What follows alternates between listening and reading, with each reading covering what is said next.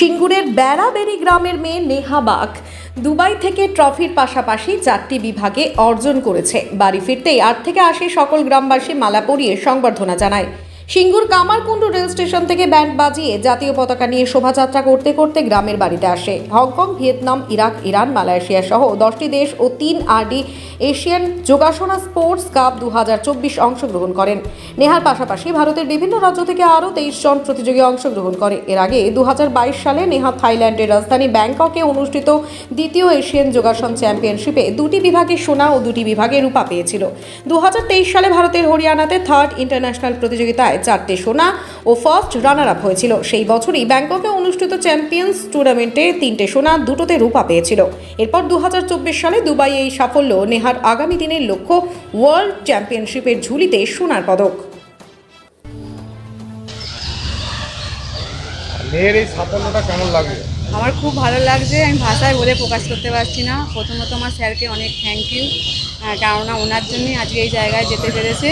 ওনার চেষ্টায় আর ওরও চেষ্টা ছিল, খুবই ভালো লাগছে সব মিলিয়ে। ও যেভাবে পরিশ্রম করে উঠছে, আগামী দিনে ওর স্বপ্ন আছে, কতটা সার্থক করতে পারে? ও যতটা স্বপ্ন দেখছে আমি ওর পিছনে আছি, সাথে আছি। ও যেন সেই স্বপ্নটা সত্যি করতে পারে, ওর স্যারও যেন পাশে থেকে স্বপ্নটা সত্যি করিয়ে দেয়, এটাই।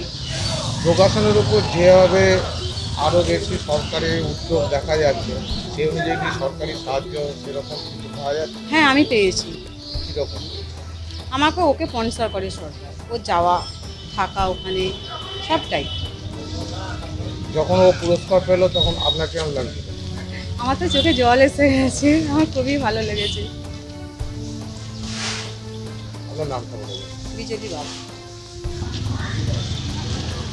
ট্রফি পেয়ে কেমন লাগছে বলো?